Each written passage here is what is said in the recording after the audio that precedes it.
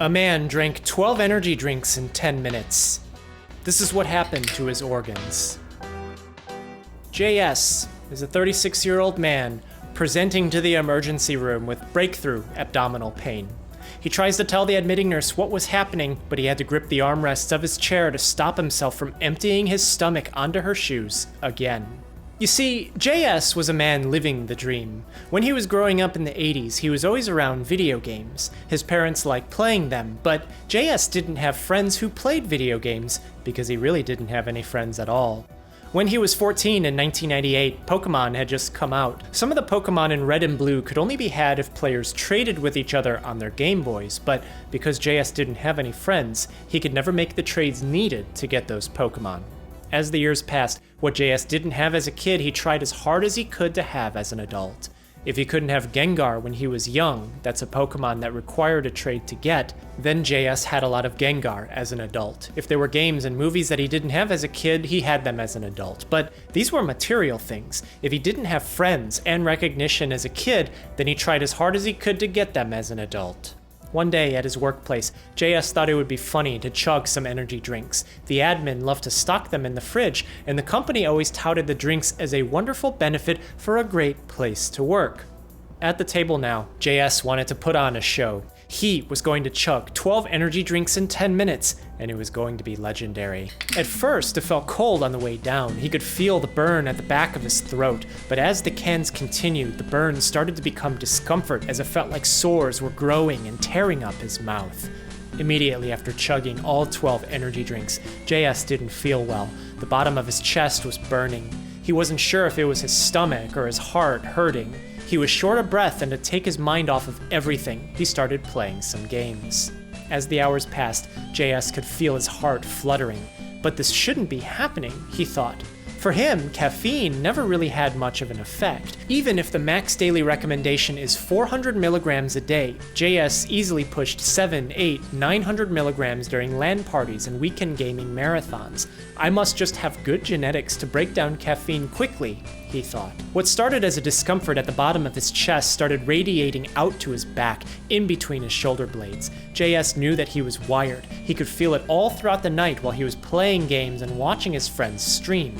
He thought taking a small shot of some other drink could help relieve some of his pain. But problems started happening when JS emptied his stomach into the kitchen sink. He had been feeling nauseous for several hours.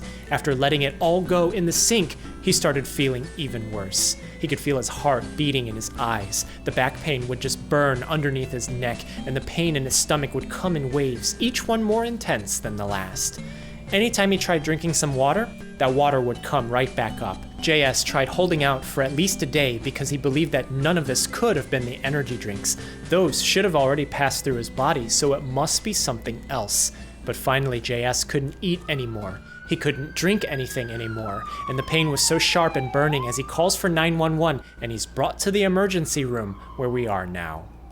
Doctors noticed that JS was nauseous. He had already thrown up on the nurse's shoes. His breathing was stressed, and he said that his abdominal pain would radiate to his back, like someone had taken a crowbar and started prying it apart. A blood test finds that JS has hyperglycemia.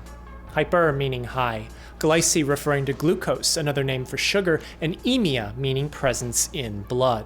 High sugar presence in blood. Each can that JS drank had more than 50 grams of sugar. 12 cans means that he chugged over 1 pound of sugar in 10 minutes, so hyperglycemia should make sense.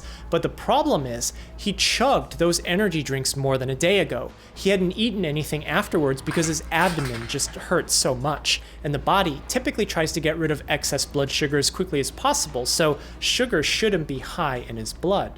The pancreas releases insulin to lower blood sugar. JS has abdominal pain, and the pancreas is in the abdomen. There could be a problem with his pancreas. Maybe it's not releasing insulin. Maybe something is blocking it from releasing that insulin, or maybe it is releasing it and his body isn't responding to that insulin. This could mean that JS has diabetes, but that isn't in his medical record, and another test of his long-term blood sugar levels suggests he had pre-diabetes. But doctors have a different idea of what could be happening. In the emergency room, doctors use an ultrasound machine to get an idea of what's happening to JS's pancreas. Maybe a gallstone is blocking it, backing up flow and causing problems, but they didn't see anything there. As they sent him in for a higher resolution scan, more results come back from the lab. JS has hyperlipasemia, high lipase presence in blood. Lip from Greek lipos, referring to lipids or fats, and ase referring to enzyme. High fat-degrading enzyme presence in blood. Lipase comes from the pancreas. It helps us digest the fats that we eat from our diet. If its levels are high in the blood, then it means that the pancreas is leaking it out. And if it digests fat, and the pancreas is partially made of fat, then it means that JS's pancreas is starting to digest itself. The abdominal pain radiating to his back, the nonstop nausea and vomiting, the inability to keep anything down, and the hyperlipasemia. All of these together meaning that JS has acute pancreatitis. Itis meaning an inflammation of the pancreas because something happened to it, enzymes started leaking out of it, and it's now starting to digest itself.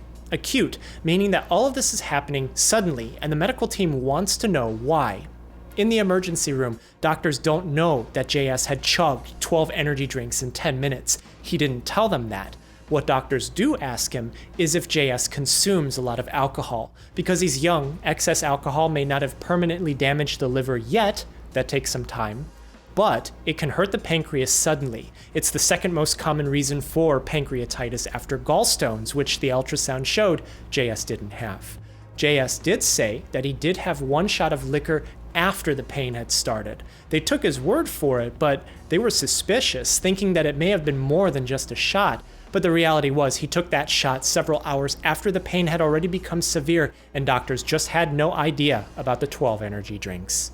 JS was started on IV fluids. He was dehydrated because he couldn't keep any water down. They give him medicines for the pain because it's so excruciating, and everything seemed to be okay, but only for a short time. When body parts appear to be damaged, the immune system reacts. This is to protect you. The problem is sometimes the immune system overreacts, and it does that overreaction when it shouldn't be reacting in the first place. JS's pancreas digesting itself is body part damage, so the immune system is there trying to protect him from that damage. But when inflammation, pancreatitis, happens, the area can start to swell with fluid, and in JS, where his pancreas was supposed to be, is starting to swell with fluid. Typically in a 36-year-old man with no diagnosed past medical history, this kind of pancreatitis resolves itself. The medical team elects to watch and wait because even though his abdomen is swelling with fluid, doing surgery and cutting him open could be doing more harm than good. Even if the image looks scary, the body has a way of healing itself, and as a few days pass, things seem to be holding steady. JS probably didn't need to have surgery, and he's probably ready to go home, they thought.